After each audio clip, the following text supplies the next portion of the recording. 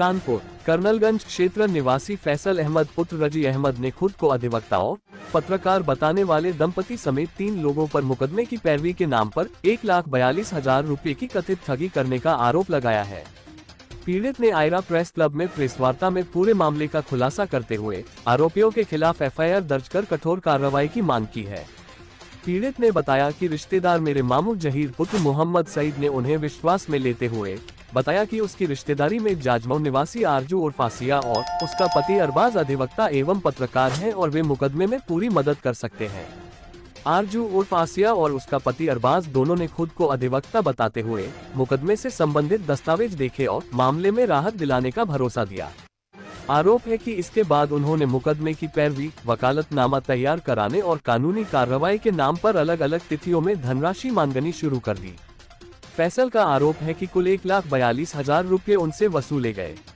पीड़ित का कहना है कि आरोपियों ने कई सादे कागजों और वकालतनामे जैसे दस्तावेजों पर हस्ताक्षर भी कराए तथा लगातार यह भरोसा दिलाते रहे कि उनके पक्ष में कानूनी कार्रवाई की जा रही है, लेकिन काफी समय बीत जाने के बाद भी उन्हें किसी न्यायालयिक कार्रवाई या मुकदमे की कोई जानकारी नहीं मिली। इस दौरान उन्हें पता चला कि जिन लोगों ने स्वयं को अधिवक्ता और पत्रकार बताया था वे वास्तव में अधिवक्ता नहीं हैं। रजी अहमद ने आरोप लगाया कि इस पूरे घटनाक्रम में उनके रिश्तेदार जहीर की भी भूमिका रही है, जिसने उन्हें आरोपियों से मिलवाया था। उनका दावा है कि तीनों ने मिलकर सुनियोजित तरीके से उन्हें विश्वास में लेकर ठगी की है। पीड़ित ने ये भी कहा कि उनके पास बातचीत की रिकॉर्डिंग और अन्य साक्ष्य मौजूद हैं, जिन्हें जांच एजेंसियों को उपलब्ध कराया जा सकता है। पीड़ित ने पुलिस प्रशासन से मामले की निष्पक्ष जांच कर आरजू उर्फ आसिया, अरबाज और जहीर के खिलाफ धोखाधड़ी, ठगी एवं अन्य संबंधित धाराओं में मुकदमा दर्ज करने की मांग की है। उन्होंने कहा कि यह धनराशि उन्होंने अपनी पुत्री के विवाह और पारिवारिक जरूरतों के लिए वर्षों की बचत से एकत्र की थी, जिसे आरोपियों ने कथित रूप से छलपूर्वक हड़प लिया। प्रेस वार्ता के दौरान पीड़ित ने चेतावनी दी कि यदि शीघ्र कार्रवाई नहीं हुई तो वह वरिष्ठ पुलिस अधिकारियों, पुलिस आयुक्त तथा अन्य सक्षम अधिकारियों से मिलकर न्याय की गुहार लगाएंगे। मेरा नाम फैसल अहमद है। मैं कर्नलगंज 96/25 का रहने वाला हूँ। मेरे साथ एक धोखाधड़ी हुआ है, तो मैं उसने लिए ये प्रेस कॉन्फ्रेंस कर रहा हूँ। धोखाधड़ी हुई? धोखाधड़ी ये हुई कि मेरे ससुराल वालों ने हम पे, हमारे परिवार पे मुकदमा लगवाया। तो उसके जरिए मेरे घर में एक मामू रहते थे, उनको ये सब मसला पता था, उनसे बताया गया। मामू ने मेरे कहा कि मेरे साले के लड़का और बहू वकील है और प्लस क्या नाम पत्रकार भी हैं। उन्होंने ये बात बताई हमको, कहने कि ये तुम्हारा ये सारा काम मैं करवा दूंगा। उनसे मेरी बात हुई, उनके बहू से, उनको मैंने सारी बातें बताई। उन्होंने मुझको बताया कि इतने इतने पैसे यहाँ पे ये लगेंगे। वो मेरे घर आए, उससे उन्होंने पैसे लिए। पहली दफे उन्होंने मुझसे 50,000 रुपये मांगे, मैंने 30 दिए। दूसरी बारी में उन्होंने मुझसे 50,000 फिर मांगे। उन्होंने कहा कि मैं लखनऊ हाईकोर्ट से मैं आपका ये काम कराऊंगी, आपको ये पैसे देने हैं। मैंने वो भी दे दिए, उधर उधर से ले दे के।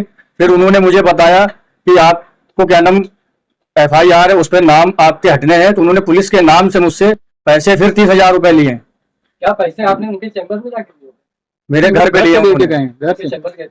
चैम्बर उन्होंने बताया था मुझे, पर मैं चैम्बर, उन्होंने कहा था कि हम आपको बुलाएंगे चैम्बर पे जब आइएगा आप। फिलहाल वो मेरे घर आए, उन्होंने मुझसे पैसे लिए। 30,000 तिबारे बारी में लिए।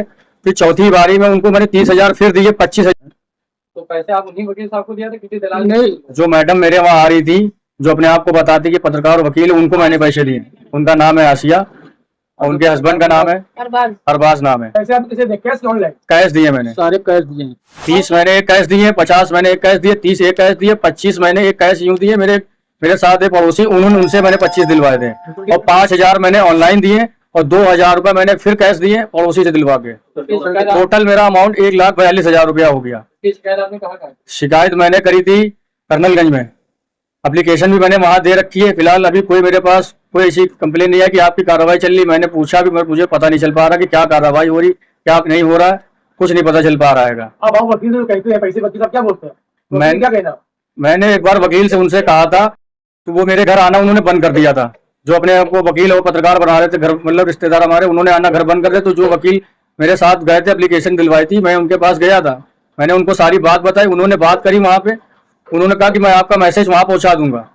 उसके बाद उन्होंने मैसेज पर, फिर मैं दोबारा जब गया हूं तो उनसे मैसेज ये मिला कि वो आपसे आएंगे और बात करेंगे आगे। अभी हम ये चाहते हैं कि हमको हमारा पैसा मिल जाए और उनके खिलाफ कार्रवाई हो, जो ये धोखाधड़ी कर रही, आज मेरे साथ कर रही, कल किसी के साथ करेंगी या पहले वो कर चुकी होंगी। कोई फोटो होगा आपके पास? फोटो है मेरे पास।